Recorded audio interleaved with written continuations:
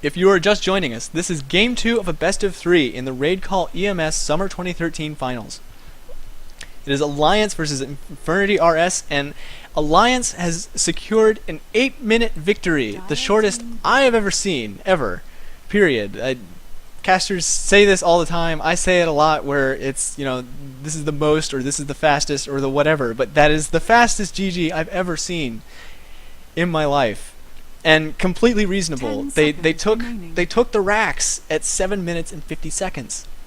5 seconds with remaining. A super strong push lineup. They had Treants from Nature's Prophet. They had Edict from Leshrac, and most importantly, they had Pugna. The buff in 6.78 for an extra 17% damage from 33 to 50% on Netherblast damage to structures allowed S4 to tear through the mid-tier 1 in no time. And especially the Pudge fed First Blood to S4, which allowed him to get an early mech, which is what allowed Alliance to continue their push past the tier 2 and onto the tier 3.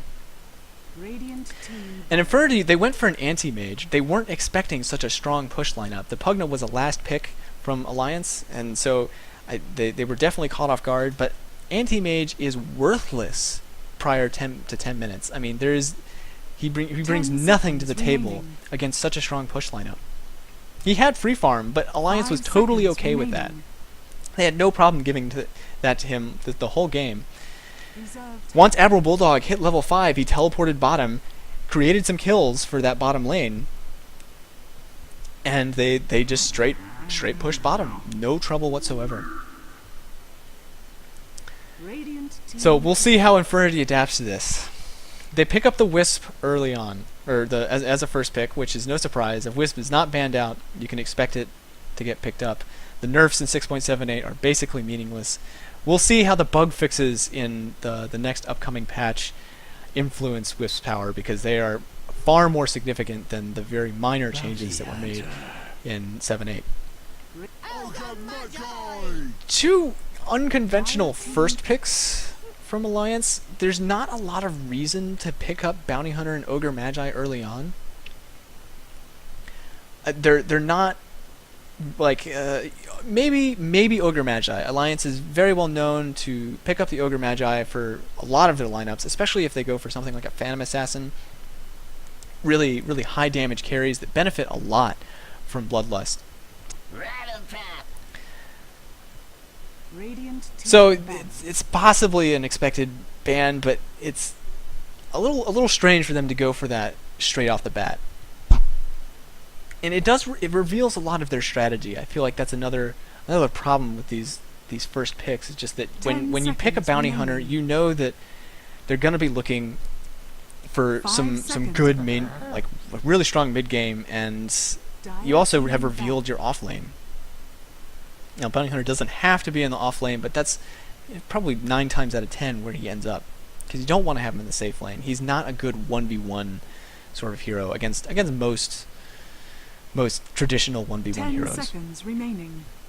So it reveals your lanes a little bit, and it definitely hints that you're going to be going for something bursty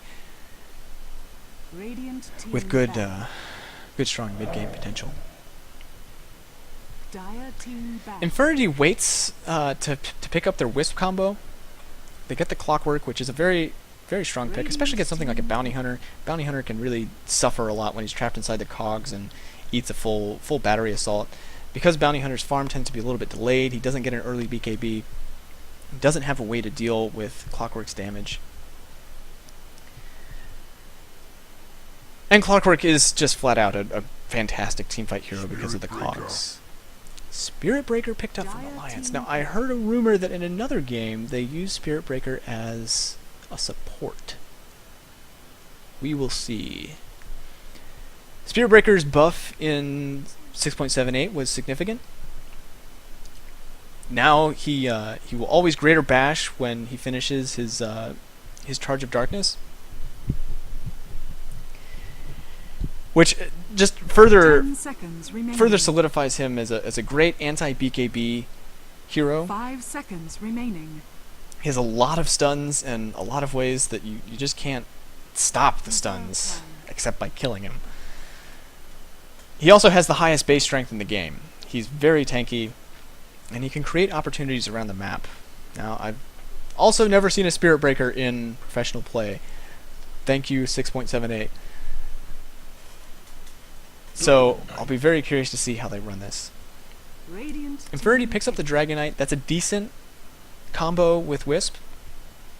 Especially once he hits 16, he's definitely one of those heroes that, like, once you, like, when you hit 6, it's not the most beastly combo. It's not a Chaos Knight where you have a lot of ways to control movement and a lot of Tusker. Wow. Okay, this is a lot of melee. I'll say that. 4 melee and there's a lot of stuns. They've got Ogre, Magi, Spirit Breaker, and the Tusk, but they're not necessarily reliable stuns. Ogre, Magi, very reliable, but Spirit Breaker and Tusk, they're a little more hit and miss, if you will. But Infernity, there's the real Wisp IO combo. Tiny goes 10 seconds remaining. really well with Wisp, and I have really not understood why we haven't seen more of it. Remaining. Tiny benefits more than any other hero in the game from the attack speed that Overcharge provides. His base damage is absurd, and building attack speed on him is extremely efficient. You don't actually need damage at all. You just get attack speed, and it's fantastic. And Overcharge is a free, 70 attack speed at max rank, and even 40 at the minimum rank is still absurd. So Tiny and Wisp, very strong combo. Plus, he has the added benefit of having his Avalanche Toss combo, which very high burst damage, and it's also AoE, which that's going to be a problem for this melee heavy team. Now 5 melee on Alliance. What is this team? This is very unique. I don't see the synergy, and it seems very vulnerable here. Avalanche is very good against melee heavy lineups because your positioning is you have much fewer options about where you can be positioned.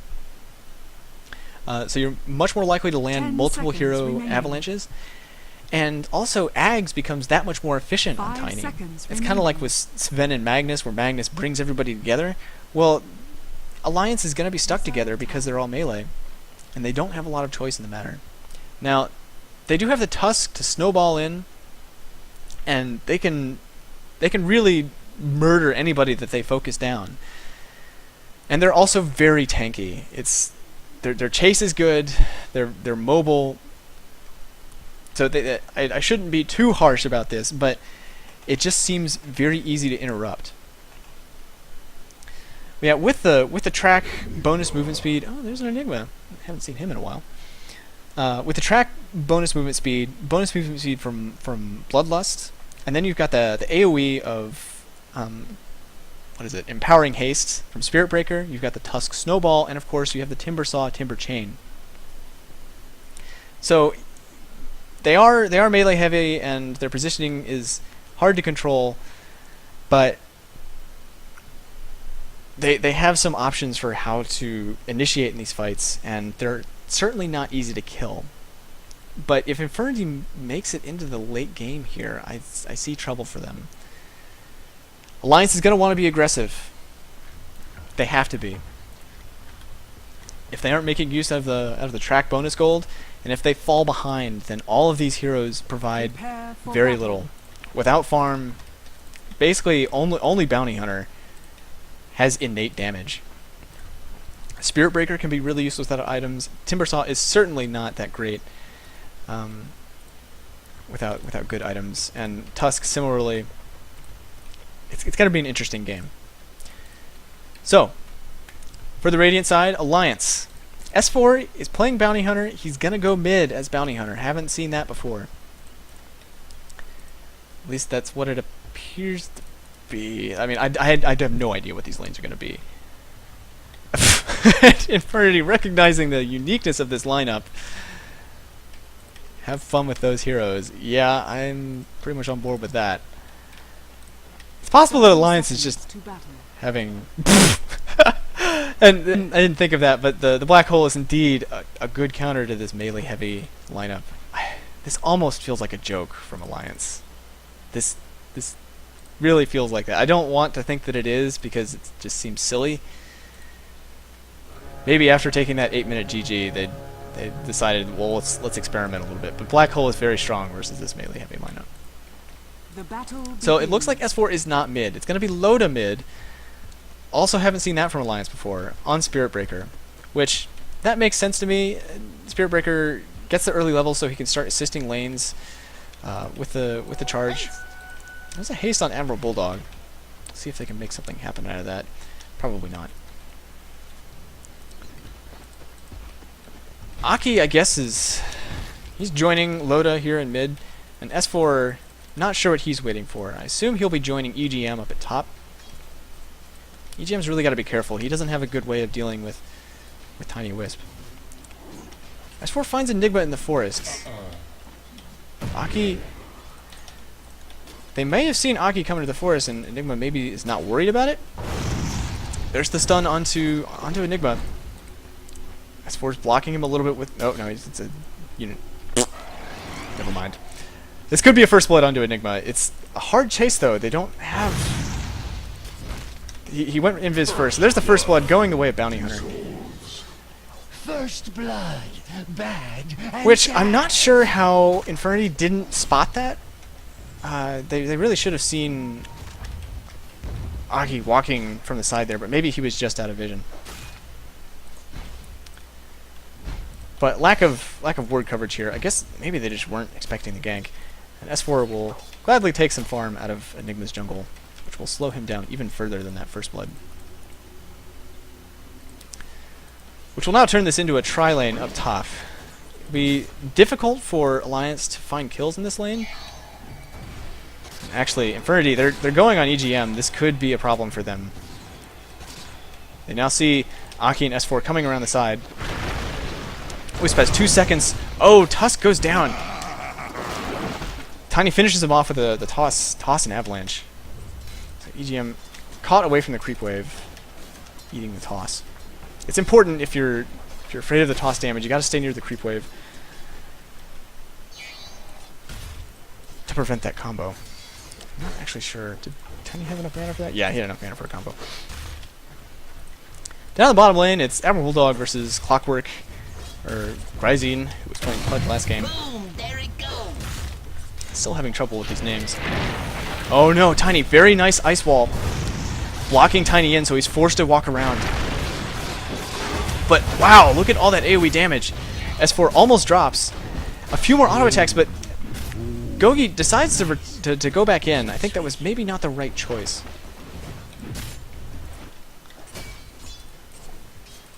Huh. Well, a couple early engagements going awkwardly both ways. Tether under Enigma. There's a charge coming in from loda.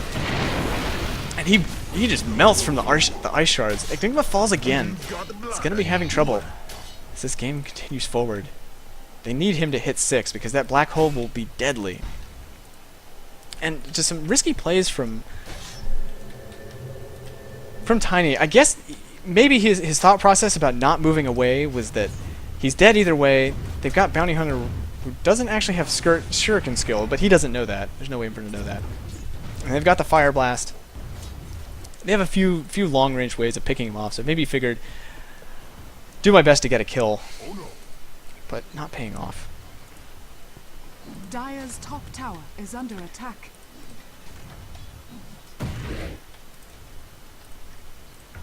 Oh.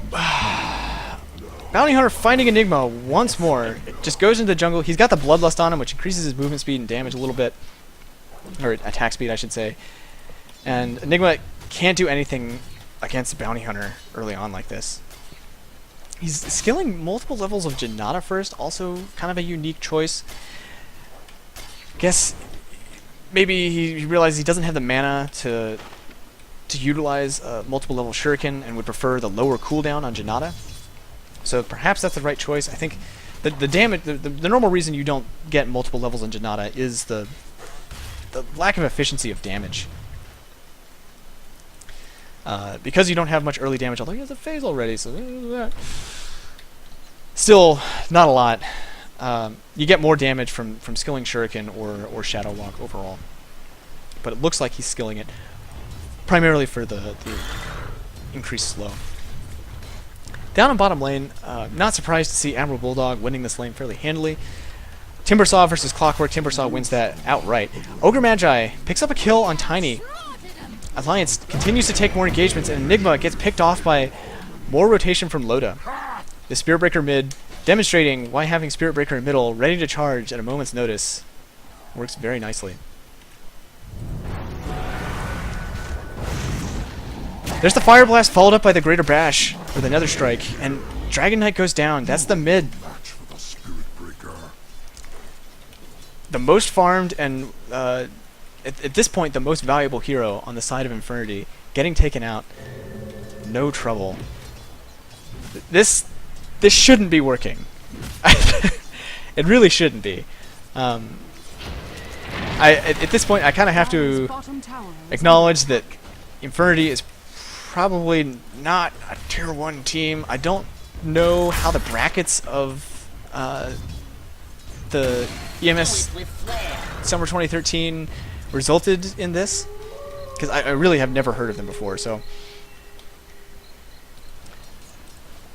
it's possible that there was a disqualification or otherwise some form of unexpected shift in the matchups that led to Infernity reaching the finals. Perhaps that's not giving Infernity enough credit. But it doesn't. They're not playing this with the precision they need to be. They need more wards up. In fact, they need sentries to defend this Enigma. Enigma has to reach his 6. That black hole is necessary. Although they are going to pick up EGM. The Tiny and Wisp combo is always deadly, regardless of how far behind you are in farm. Although S4 has shown up with the Janata, and akke with the Fire Blast. Loda picks up the last hit. So Loda now 3-0-1. He's going to be a very relevant Spirit Breaker to this game.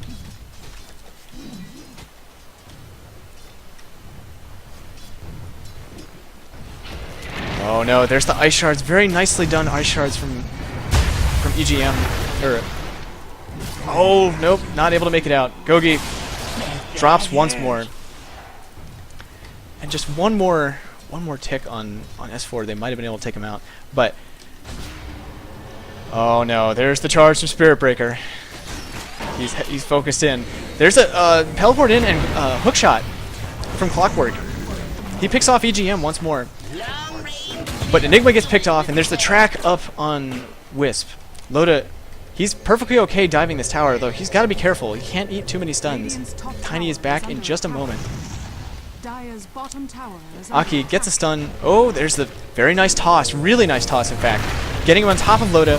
Pops the battery salt in the cogs. Loda cannot get away. His over-aggression does not pay off. Meanwhile, Admiral Bulldog down at bottom, getting tons of farm. In fact, Enigma has to be really careful here. He's safe with the tower for the time being, but Timbersaw is very tanky. Let's see if he has any point. Yeah, he's got 2 points in reactive armor, so not easy to kill by any means. S4 won't find any easy pickoffs here.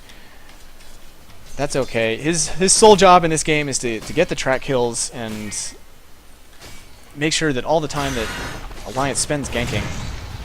Oh, there's a Fire Blast onto Dragon Knight. Admiral Bulldog was captured inside the cogs, but he just Timber Chains out. Takes out the Dragon Knight, no problem. Admiral Bulldog does pay for the dive, though. A little bit of an overextension, and trading a Timbersaw for Dragon Knight at this point actually favors Infernity.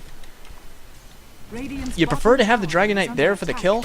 I mean, that's Clockwork and Wisp picking up the experience and gold for that. But nevertheless, a death on your solo safe lane, for a Dragon Knight who at this point is underfarmed and is suffering quite a bit. Radiant's bottom tower is under attack. I guess another thing I should say to give Infernity a little more credit is that this is the most unconventional lineup you can come up with, and knowing how to play against it is is not easy. It's really difficult to know exactly what to expect when you have such a strange combo of abilities. And so perhaps iNfernity is deserving of being in this final, and I'm talking out of my ass.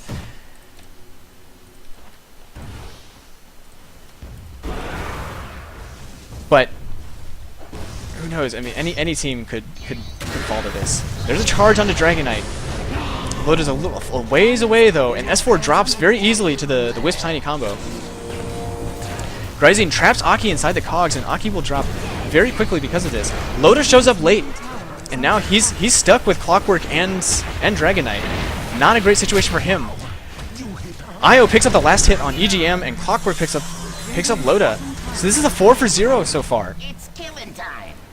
Really great engagement for iNfernity. Radiant structures are fortified. It's God, these fights. They're just weird. It's hard to know what to expect because there's just so many different sources of stuns from Alliance. They have the ability to chain stun.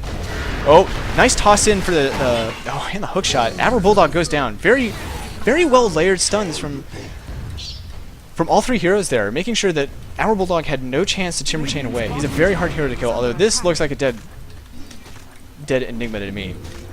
Oh, but there's the relocate in from Wisp Tiny. Actually, it's just Wisp.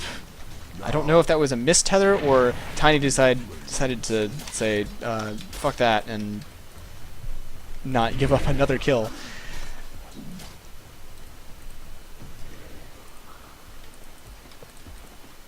So it's another kill on Enigma. Is he hit 6 yet? He is 7. Good for him. So he's got that black hole, and that will be very strong against everybody on Alliance. They don't have a lot of long-range stuns here. Tusk has to get melee range to stun. Spirit Breaker has to get melee range. And Akke, Fire Blast is only a little bit outside of the AoE of Black Hole. Definitely not very long range. So Wisp, Tiny, Clockwork, they're all at bottom. Alliance has to be careful here. They can't be giving up more kills. Actually, they choose to go for the Dragon Knight, who's headed towards the rune, but now he's going to eat the charge and the Fire Blast. Trapped him with the Iron Shards. No way out for him. And Gryzine, he picks up the double damage rune, but this could cost him. He's trapped inside with EGM and S4. He's taking so much damage, and all he got for it was a double damage rune. Definitely not worth it. Oh, but he hookshots away to the creep wave. He's A-okay. He makes it out on 70 HP. And now Enigma is here with the black hole. Can Enigma get the black hole off? Oh, the black hole is whiffed. It is whiffed. Oh, sad days. 200 seconds without the black hole. Now there's the charge onto Wisp. 2 more hits. Bursted down. No trouble whatsoever. Now Enigma will be soon to follow. He does not have much HP. Fire Blast. This is exactly where you want that black hole. Instant buyback from Wisp though. Relocating back in. The dive is... The Alliance has dived too far. Now it's 4 for 2 and a triple kill going for Tiny. All that AoE damage.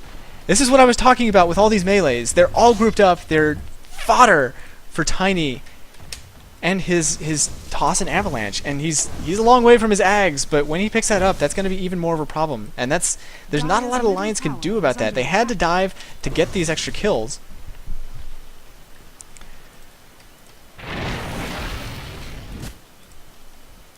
But I don't know. Maybe they should have settled for Clockwork got away. Let's give it up. So even without the black hole, iNfernity is staying in this. I think the golden XP graphs are probably not. Yeah, they're not too meaningful. Not a lot of difference. And oh, there's a charge onto Clockwork, followed up by the Nether Strike. Will Clockwork go down? Yes, he does. But there's the avalanche. Loda, he's dropping so low. He eats the damage from the spirits, and he's finished off by Dragon Knight. So Loda, he's getting picked off over and over again. Actually, Admiral Bulldog is trapped inside the trees here. He's got to be careful. The Ice Shards completely whiffs, although Enigma goes down again. Poor Enigma. There's track up on Wisp, and Tether is not back for 5 seconds. Can S4 finish him off in time? Yes, he is. Oh, but Tiny tosses Dragon Knight back in, gets the Dragon Tail off. S4 is so close to going down. S4's really got to be careful here.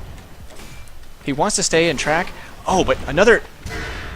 This toss Dragon Tail combo is great. It's doing a lot of work. Akke's dropping really low, eats the Dragon Breath, but akke wands back up. S4 comes in from behind. He's still here. He's got a lot of damage to offer. Loda charges in onto Dragonite, but he's not dealing a lot of damage because he's kind of underfarmed. Tiny goes down. He does get the kill on akke, but there's an immediate buyback from S4. Hookshot onto EGM. EGM goes down. 20 to 20, 15 minutes into the game. What the hell? S4 is dusted. He's got to be careful. There's another strike onto Dragonite. He's within tower range. He's got to be careful here. Loda realizes he doesn't have the damage to stay in this fight. S4, he's got the dust on him again. He's going to go down. That was a buyback from him. 2 deaths in very short order, feeding a lot of kills to Infernity. This is starting to turn pretty bad for Alliance. Tiny is getting a lot of kills, and as is Dragonite. They're living through these fights pretty decently, and I thought it was going to be a huge problem that Enigma was brought down so much, but they don't even need the black hole. And I think this, I haven't seen this before either. The tiny Dragon Tail combo, the toss Dragon Tail combo, very effective at getting Dragonite in there. He doesn't have to be in ult form to reliably land that stun if he can get tossed in.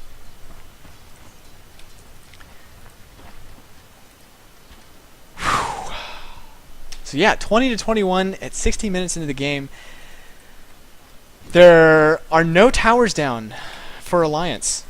They have not managed to pick one up, which is no surprise with this lineup. They have dick all for pushing power. Oh, another toss in with the Dragon Tail. They catch Admiral Bulldog. Can they chain stun? He's able to Timber Chain away, but there's a hook shot into akke from Gryzine. Aki's going to go down to the battery assault. Dragonite's in trouble though. He's being trailed by the Frozen Sigil, and he will drop from Timbersaw. Although Loda, it looks like he went in a little too deep.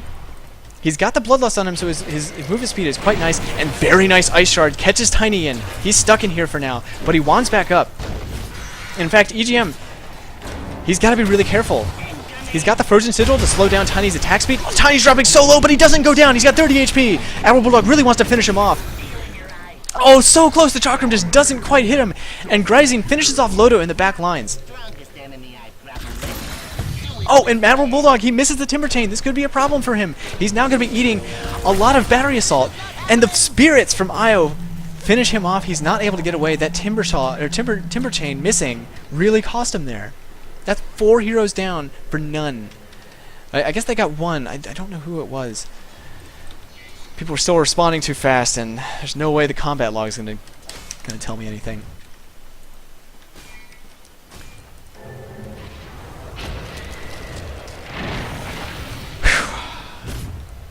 Things are looking really good for Infernity here.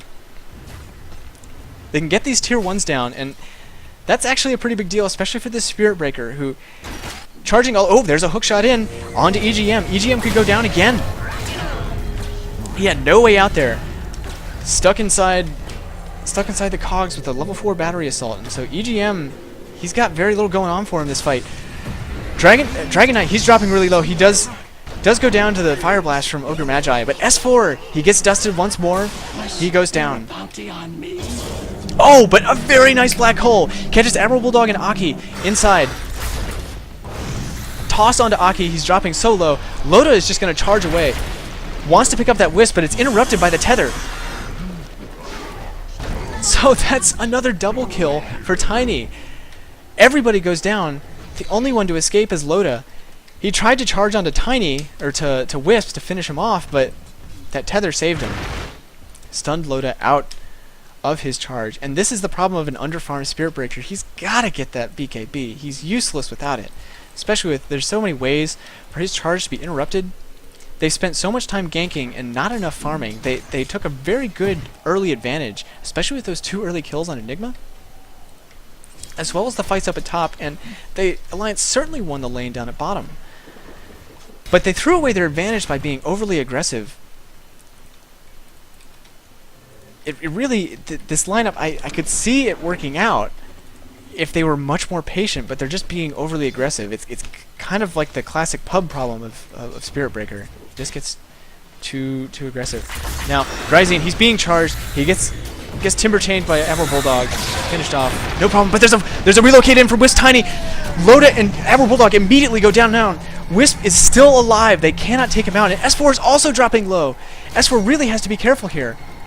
He's got the shuriken up, but the relocate takes them out before any more danger. So that's a great trade for Infernity. They lose the clockwork, but they instantly take out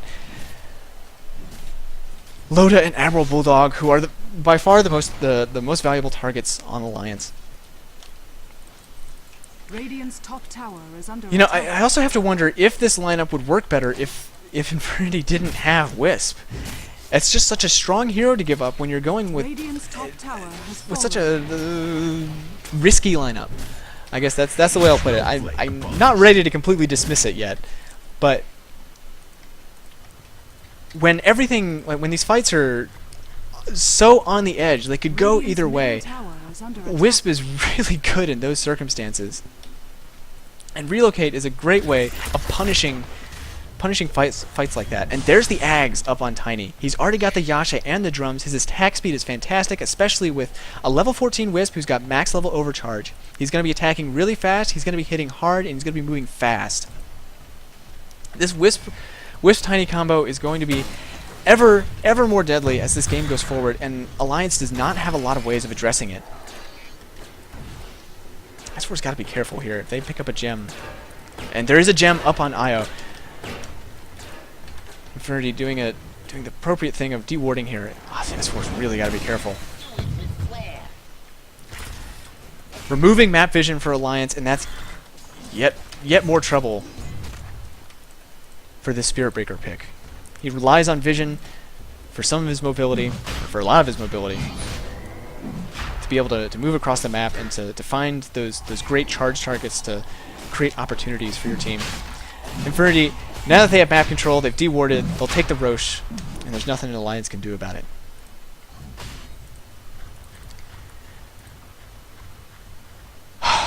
So 24 to 30. I thought that was 22. 24 to 32 at 21 minutes into the game. We're well beyond 2 kills a minute right now.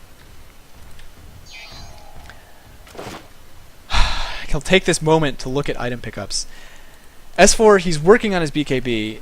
That will be a very nice pickup for him and hopefully make him a lot more survivable. Akke, he's sitting on nothing but boots and a bracer. Oh, there's the relocate. Loda, I don't see a way out of this for him. He still doesn't have his BKB. He's only got Tread's Bracer and Ogre Club. Akke, he's probably going to go down too. He's interrupted out of his teleport with a tether. Finished off with a toss from Tiny. Tiny's very quickly balling out of control. Dire's middle tower is under So no items up for really anybody but Admiral Bulldog. He's got his Vanguard and Mana Boots, as well as a cloak to deal with some of the magical damage, because there is a lot of that coming from Infernity. And EGM, he does have Vlad's. That's something. I mean, this is a team that benefits a lot from Vlad's. Everybody gets that lifesteal, and pretty good base damage. So that it's a very strong pickup, but it's not going to be turning the fights around for them. They needed to keep that early advantage in order for Vlad's to be a difference maker in these fights. Oh! Courier pickup from S4, very nice. S4, he's taking so much damage though. Nice hookshot in, traps EGM and Loda inside the cogs, and they're both eating a lot of that battery assault damage. But there's a black hole onto 2 from Bucktop. Interrupted by the shuriken from S4, but it's probably too late. Clockwork is so low. The Janata from S4 finishes him off, but S4 cannot stand up to the damage from Tiny. This is a 5-for-1 going in favor of Infernity. All they got was a Clockwork. That fight was great. Was absolutely great for Infernity. It went exactly the way, and Alliance calls it GG. I think that's pretty fair at this point. They don't have a late game hope.